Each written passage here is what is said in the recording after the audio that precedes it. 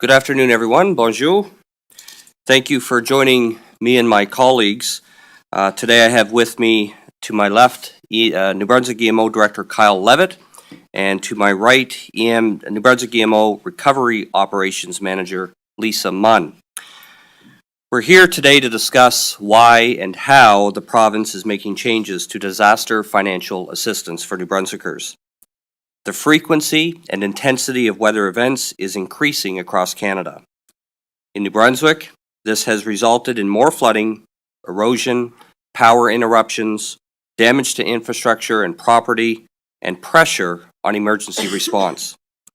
The province is not alone in facing these challenges, and every level of government is struggling to cope with the financial implications. Since the 70s, the federal government has contributed more than $6 billion in assistance to help provinces and territories with disaster-related costs. From 2014 to 2020, the estimated expenditures for DFA in New Brunswick is about $335 million. Of that, the province is expected to pay $76 million, while the federal government is expected to pay $259 million. At the moment, there are 6 active programs in New Brunswick for events since 2018. And as good as these programs are, the reality is there are some challenges and we cannot afford to continue with business as usual. Lisa will provide specifics around the changes in a moment, but I'd like to share my experience with regard to one of these changes, and that's in relation to buyouts. As the MLA for Fredericton Grand Lake and now as the Minister of Public Safety, I can tell you that my riding, along with other areas of the province, of course, has been severely affected by flooding in the past.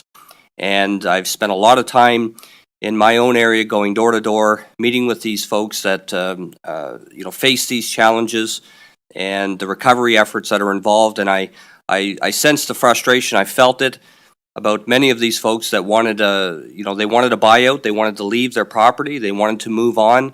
But unfortunately, the DFA in its previous form did not give them the opportunity to do so. So Lisa's going to talk about some of those changes and how that's going to help people that are in these flood-prone areas when disaster strikes, to give them that option to have that buyout and to move on from their current location. We're going to make it easier for people to get out of harm's way. I'd also like to assure people that in these changes, we are also balancing the help for residents that are affected by these disasters, along with protecting the taxpayer to ensure that that balance is met and people get the help that they need. And at the same time, we do it in a way that is prudent, reasonable, and protects all involved. So at this time, I'll turn it over to Lisa, and she can give us more details. Thank you, Lisa. You're welcome. Good afternoon. Thank you, Minister. As Minister Og, can I start over? It's been a little while since I've done these. Sure. Okay. As the Minister explained, everyone is struggling to address the rising costs of disaster financial assistance. There's a balance that needs to be struck between helping those who suffer uninsurable loss and giving people reasonable options to leave flood hazard areas and to spending taxpayers' dollars. With this in mind, changes are being introduced to how the province can provide disaster financial assistance going forward. One is the structural damage limit is being raised. 2, a cap on the amount of assistance that will be paid for any property for the same kind of disaster being set. And 3, after the first claim, 80% of the future claims will be paid for the same type of disasters. And 4, the threshold for buyouts for those affected by flooding to be lowered.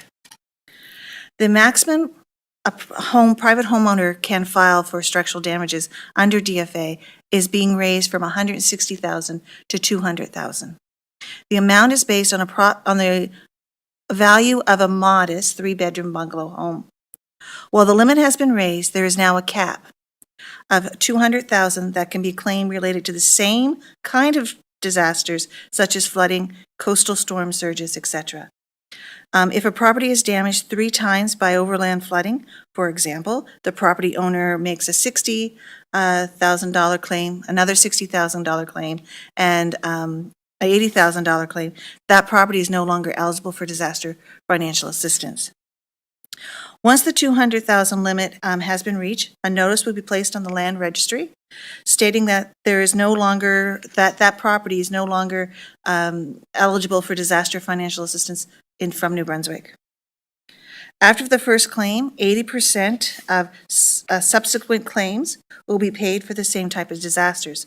For example, a property sustains damages this spring, the owner puts in a claim of $50,000 in assistance. The same property floods the next year, the property owner submits another $50K, and that payment for the second flood would actually be paid out at $40,000. That's 80% of the assessed damage value.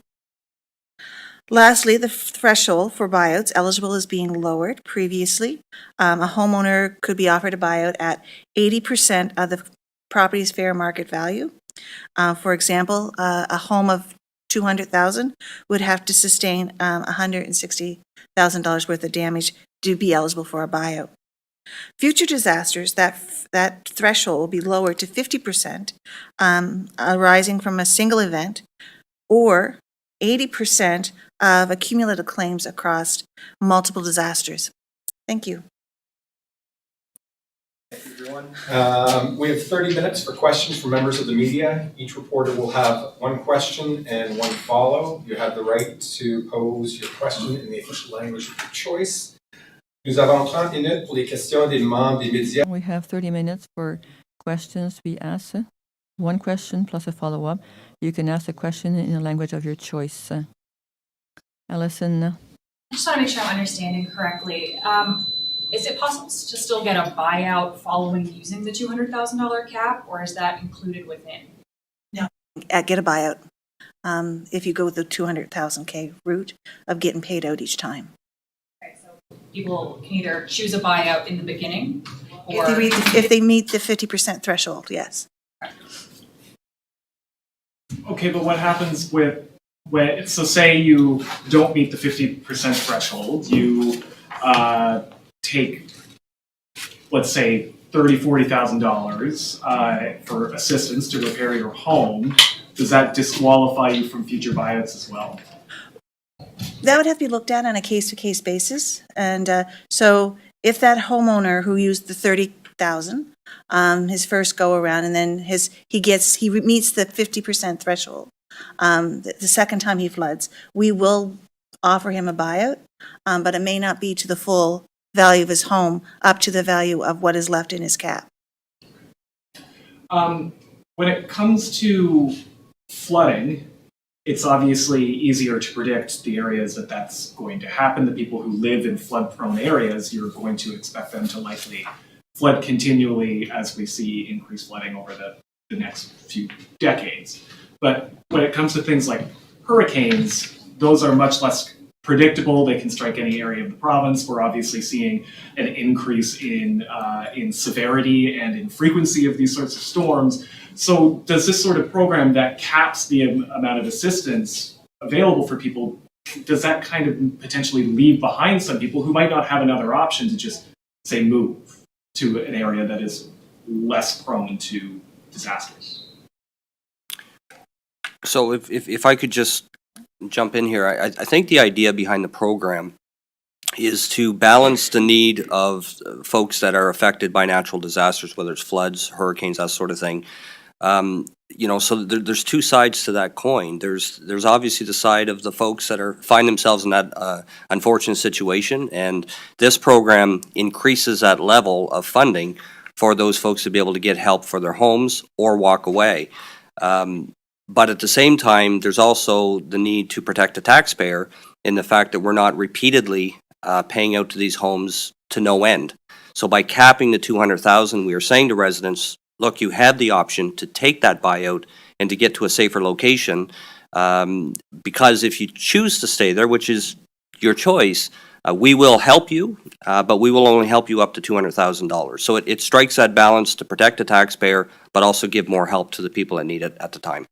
while we have flood mapping that covers the province in quite a lot of detail, we don't have hurricane mapping or windstorm mapping, right? So I guess, is this one size fits all for all sorts of disaster? Is that going to work for everyone, or are some people potentially going to be left behind? Well, I don't think anybody's going to be left behind. If it is a widespread disaster and the DFA kicks in for that region that is affected, this same amount and the same funding is available for those folks too. The difference is, instead of receiving a lower amount under the previous agreement, now they're going to get more, but it's not going to be an open-ended, unending issue. So, if you have repeated claims over and over again, there has to be some threshold and protection for the taxpayer to ensure that, again, we're not continually paying out the same homes over and over again to no end. So, weather's unpredictable, I understand that, and if you look at the DFA, a lot of the money that is paid out through that program is through flooding. So that's one of our biggest concerns in New Brunswick, and that's not to minimize the other issues like Fiona that we've seen here recently, because there's a lot of areas in New Brunswick that are affected by strong winds and storms as well. So I think this strikes a good balance to give people the help that they need, while again protecting the taxpayer. If I could just clarify one more point. Say you had a hurricane hit, say Fiona hit, you had a $40,000 claim for that. Next year, a wildfire blows through a community and takes out that same house. Are you starting over at the same $200,000 pot, or is that a whole new pot for a fire? That's a whole new pot for the fire. And keeping in mind that fire is actually an insurable loss. So it wouldn't be covered under a program to begin. Yeah. Or uninsured home or Yeah. something? Yeah. Yeah. Okay. If I may add, Lisa, that again, the whole purpose of the program is assistance, it's not insurance. So the changes that are being made are going to make it more equitable for those who may not have as much insurance coverage for their primary dwelling. So it's a good thing. I'm just wondering how much is now budgeted for the DFA, and how is that going to change with the updates announced today? The DFA in terms of budgeting is a very difficult process because it's hard to project exactly what will come our way in terms of flooding or storms. So that's a good question. I don't know if we have any information, Lisa, that you want to share in relation to that. Okay, so we have, as Jeff, or the minister mentioned, we had 6 DFA events currently from 2018. So every year we know we have 5 years to actually clean up these disasters and give people their money, not only the private sector, but with the public sector and the municipalities. So each year we sit down with our financial analysts, we go through what is remaining on that particular DFA event, and then we go to cabinet and we'll ask for that money. But we also receive interim payments and from the federal government to help us with these expenditures for each event. Okay, so the DFA does not have its own budget line for an amount that you are planning to spend that year? It does. Within main estimates, yes, we do have a budget line. Okay, so like, do you anticipate with these changes that line will increase or decrease based on? It'll probably stay the same. Yeah. And I guess I'm just also wondering, for those who, this is probably a question for the minister, but for those who are seeing these changes, and, they're also worried about climate change and are maybe hoping to see more action on climate. Could you speak to, folks who maybe are feeling like, left behind, or maybe like this is complicating a process they're already familiar with? Do you have any assurances for people who are seeing these worsening disasters and are maybe feeling like government is taking a step back from helping out with that? Well, I would say quite the opposite. I would say what this program, the changes this program is going to do, is going to give more assistance to people that need it. But again, it's not going to be the type of assistance that's completely unending. What we want to encourage people, especially people that live in flood-prone areas, is to mitigate, if at all possible, or move, ultimately. So, and again, if they choose to stay, that option is there, and we've also looked at mitigation funding to help folks, get their homes prepared for when it does happen again. And again, I can speak to personal experience because living in Fredericton Grand Lake, we're probably one of the most flooded areas in the province. And as much as the DFA has applied for my area, and I've seen it time and time again, and I've talked to residents that have felt that frustration, that they didn't meet that threshold of 80% to get that buyout, and they've begged the department, can we have the funding? We want to leave, but they couldn't because they didn't hit that 80%. So by lowering it to 50, we're now giving that opportunity to them to move on. And again, there's some residents I know that they've had generations, their family has owned property. I think of Majorville and Sheffield. They've lived there for generations, and this is, I'm sure, across the province, where they don't want to leave. They want to stay there, and we need to respect that. So we need to help with mitigation, but we do need them to understand as well that government can't come time and time again endlessly to provide relief when these events happen. So this, I think, strikes a good balance to help those that desperately need it when they need it, but also give that protection to the taxpayer that it's not an unending source of assistance. Can I try in French? Yes. Okay. I understand the process in a case of flooding, but I'd like to understand how it would work for erosion. Erosion is an issue. It's like it's a clock. I'd like to know, these people want to move before an incident. Can we have recourse to these funds before the event has been due to erosion, not waiting that the cliff falls down and the house with it? Can I answer in English? Okay. So in those cases where there's erosion involved, we do send out engineers that will determine if that property is at a safety risk. But they need to, in order to qualify, they have to have a DFA claim into our office in order to qualify for a buyout from that property that was going to fall into the sea. Monsieur, Mr. Minister, I'd like to hear your comments. The presence of group of lawyers in New Brunswick, attorneys, they lacked resources of Crown attorneys, and also there could be delays that presumed criminals would find themselves free because they couldn't obtain justice in a reasonable time. But the idea that the concern for the Crown attorney, I don't know if you share that. Would there be abuse without being freed, without obtaining justice? Unfortunately, I'm not able to answer that as Minister of Public Safety. That would have to be the Attorney General, and the Minister of Justice should be able to give an answer for that. et j'aimerais aussi avoir vos I'd like to hear your comments on the arrival of the Red Devils in Shediac. Is this a concern for you that they are promoting themselves publicly in the area? Always a concern when we see these types of biker gangs moving into the province. It's something that the department takes very seriously. And as always, our department works very hard to work with our CMP and the local government to ensure that the public safety is always first and foremost. So we have had the opportunity to meet with local government in relation to that setup in Shediac. There is some concern there, of course. But what we don't want to do is cause any sort of panic among the public.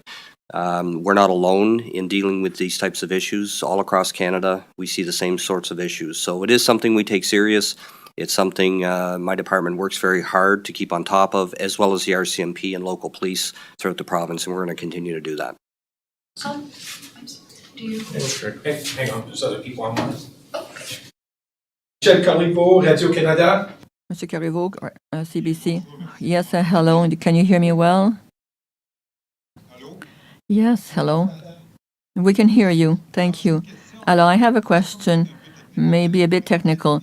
This financial aid, that's a federal provincial program and financed mainly by federal funds. And last year, the federal had begun a review of this program.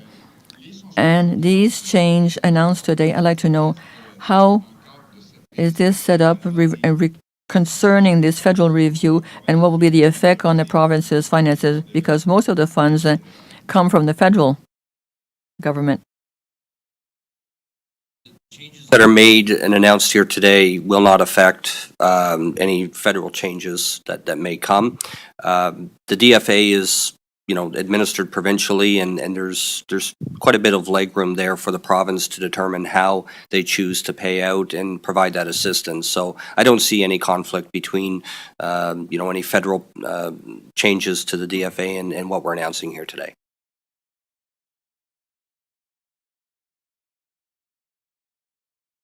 Michel, no questions? Another question? Yes, thank you. My other question, is it the same line of thinking? I'd like to understand what would be the effect on the province's finances, since the portion of the province with this program is small in relation to the total funds being spent. It's budgeting for the DFA and for EMO as in general is very difficult. We talk about budgets, and we've gone through budgets as a department. When we talk about policing, we need an increase in budget. When we talk about public safety regulations, licensing, that sort of thing, we can have pretty clear-cut budgets and, try to stay under budget. Maybe some years you might go a little bit over.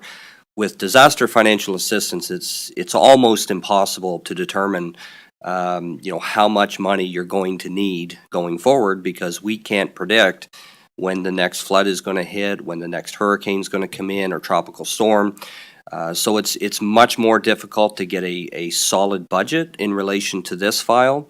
But what we want to assure New Brunswickers is that when disaster strikes, we are going to be there to provide assistance if they do not have access to insurance. And on the same sense, ensure taxpayers that it's going to be done in a prudent and reasonable way, so that it's not an endless, ongoing type of assistance. Et Monsieur le Ministre, est-ce qu'il y a... And also, are there ceilings elsewhere in the country?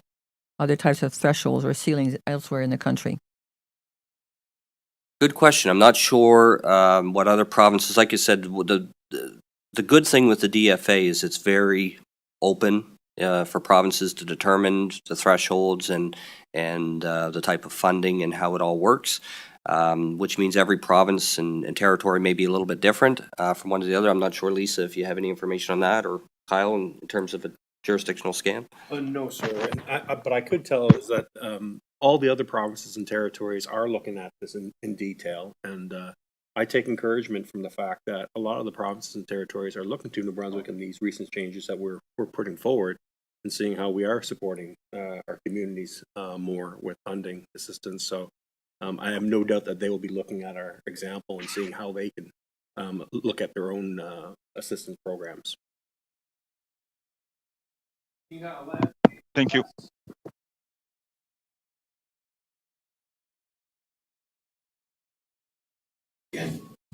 Sorry, Hina Lam, Canadian Press. Are you there? Hi, I'm here. I was wondering if this disaster relief that you're talking about, how much of it has to do with what happened with Fiona? Is this a reaction to what happened with Fiona? Are you anticipating more such similar storms, or why is this coming now? Well, it's coming because we've listened to the public. We've seen the issues that the previous DFA had, especially in relation to buyouts and assistance. And look, it's not lost on anyone, certainly none of us, that the cost of material is going up. Inflation is playing a major role in society as a whole, and it applies to people when they're trying to repair their homes after disaster.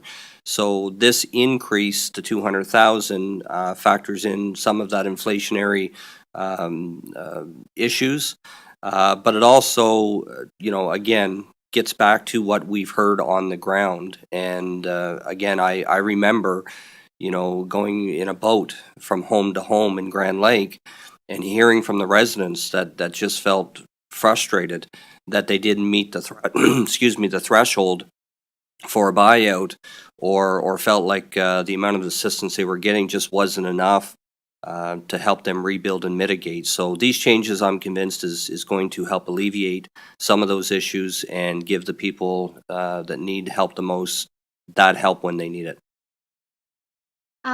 I was also wondering if the government is going to start preventing people from building homes in certain areas because they're way too prone to disasters by the seafront or areas that are prone to fire. Is the government going to identify those areas and say, if you're building in this area, then you will be getting no relief?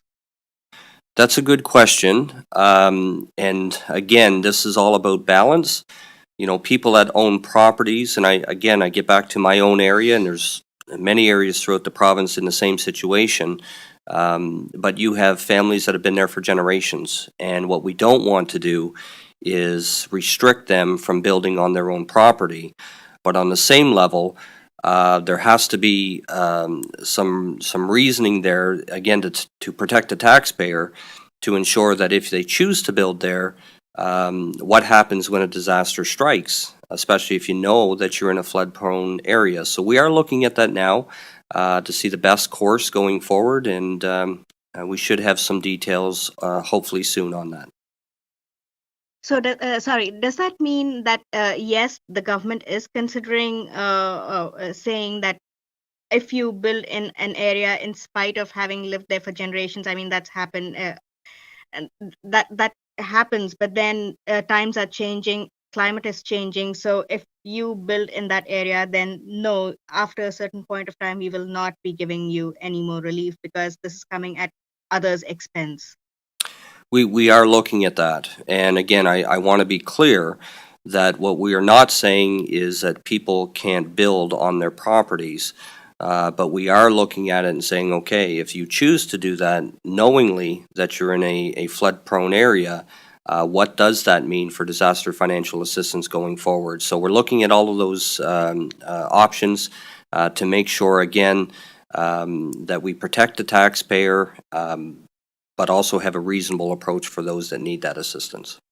And if I may, Minister, I think the changes also will enable families to make a more informed decision when they look to try and expand on their existing properties or build their first home.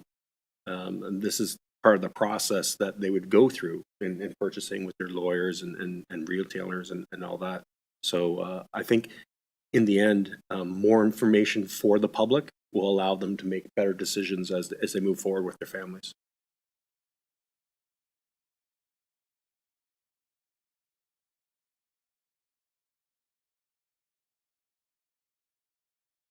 Sorry, so when is this actually taking effect? When do these changes take effect? Will there need to be legislation introduced? Will there need to be, I guess for those wondering when this takes effect?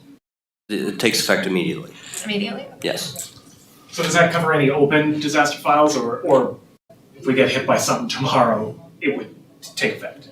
It's not retroactive, but it is on a go-forward basis.